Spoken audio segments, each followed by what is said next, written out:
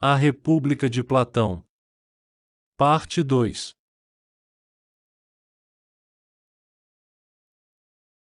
Platão e a teoria da alma. A noção que Platão tem de justiça é reforçada pela sua teoria da alma.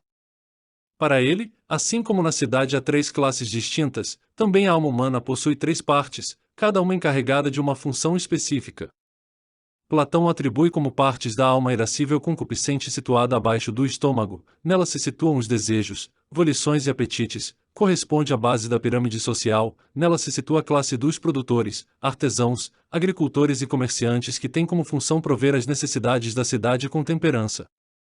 A parte racional, irascível situada entre o pescoço e o estômago, situa o mais nobre dos órgãos, o coração, responsável pelas ações emotivas e sensíveis, corresponde na sociedade à classe dos militares, guerreiros, que para poder defender a polis, assim como, a si mesmo, deve abdicar dos sentimentos e emoções para que não pereça em combate. Pis é responsável por proteger a cidade com fortaleza. Por fim, encontra-se a parte racional, situada na cabeça, responsável por reger e governar o corpo, corresponde à classe dos magistrados, governantes, reis e filósofos, ao que se utilizam da razão para promover a justiça, pois são responsáveis por governar com sabedoria. Parte concupiscente ou apetitiva, situada no baixo ventre, entre o diafragma e o umbigo, é a parte da alma responsável pela busca da bebida, da comida, do sexo, dos prazeres, enfim, de tudo quanto é necessário à conservação do corpo e à reprodução da espécie. É irracional e mortal. 2. Parte colérica ou irascível. Irascível é quem se irrita ou se enraivece com facilidade. Localizada no peito, acima do diafragma, sua função é defender o corpo contra tudo que possa ameaçar sua segurança. Também é irracional e mortal. 3. Parte racional é a função superior da alma, o traço divino que há em nós. Situada na cabeça, é responsável pelo conhecimento. Apenas essa parte é imortal.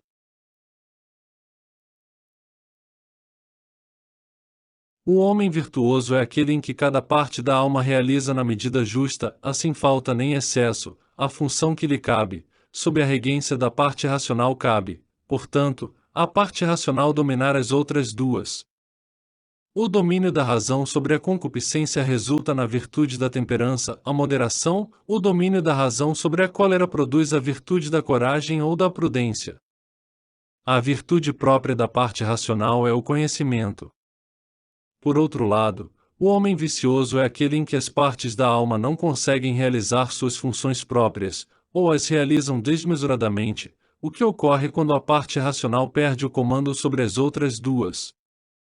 Nesse caso, instauram-se a desordem, o conflito, a violência contra si e os demais. Ora, o que vale para o homem individualmente vale também, de certo modo, para a cidade e as três classes sociais nela existentes. Na classe econômica, predomina a parte concupiscente da alma. Daí ela estar sempre voltada para a obtenção de riquezas e prazeres.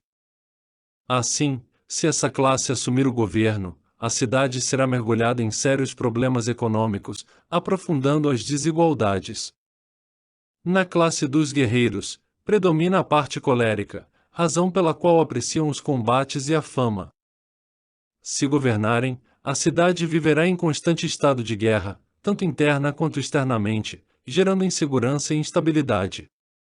Finalmente, na classe dos magistrados, predomina a parte racional da alma, o que lhe favorece conhecer a ciência da política e, desse modo, governar as outras duas classes em conformidade com a justiça.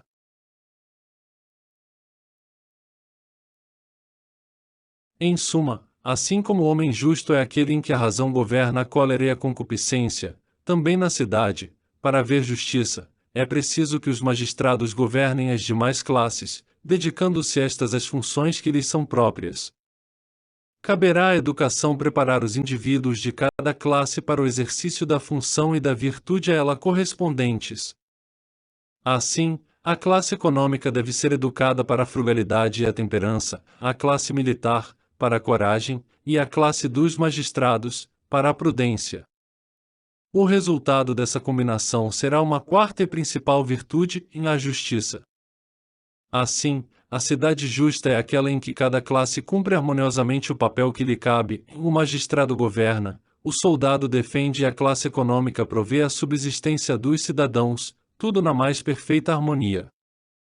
Desse modo, cada um exercendo a função correspondente às inclinações de sua alma, às características de sua natureza, todos concorrerão para a realização da justiça.